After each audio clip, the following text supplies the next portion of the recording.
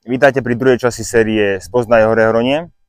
Dnes sa spolu s bratom vyberieme na Polomské očko v dedine Polomka. Uprostred hôr, lesov a dolín, tam sa rozprestiera Hore Hronie. A dnes vám ukážeme jeho krásu z výšky, odkiaľ sa ukáže celé svoje nádhere.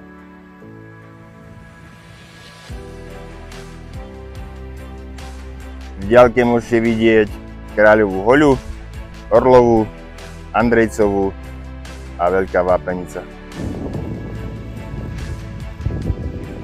Nad Polomkou sa vypína štít Homoľka, Babina. Nielen Vysoké Tatry majú svoje štíty, ale aj Nízke Tatry, ktoré sú nad Polomkou, majú svoje štíty. Ako som pred chvíľou hovoril, Babina, Homoľka. Výstup trvá približne 45 minút, síce sa mi rozsia okuliare, ale ten pot bude stať za to, lebo výhľad z 30-metrovej veže, ktorý je nad Polomkou, stojí za to.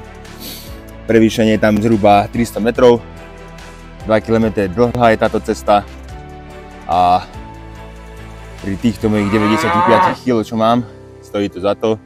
Nevládzem, ale ideme ďalej.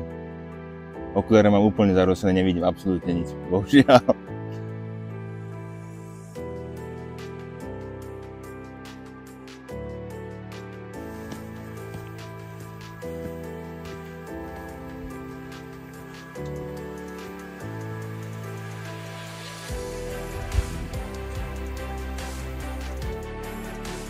Ako viacerí o mne viete tú vec, že nerad chodím na výhľadkové veže, mrakodrapy, lebo mám problém s výškami. Na tieto zariadenia alebo budovy chodím s veľkým sebazaprením.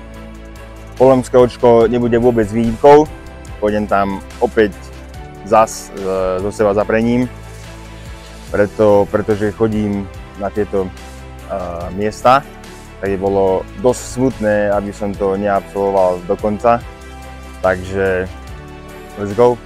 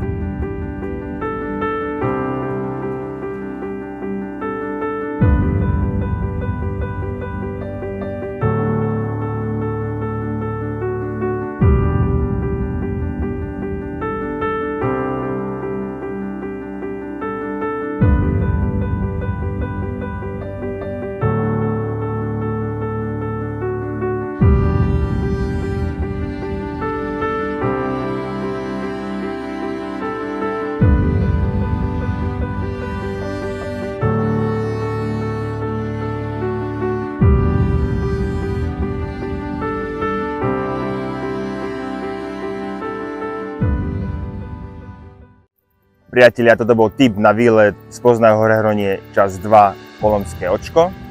Verím, že ste si toto video užili a verím, že sa vidíme pri najbližšom videu čoskoro. Čaute. Ak budete mať cestu cez Hore Hronie, vrelo odporúčam, aby ste sa sem zastavili. Budete mať perfektné výhľady z inej perspektívy. Čo sa týka bodovania, tak Polomské očko dostáva za mňa 10 z 10. Ciro, tvoje bodovanie je aké?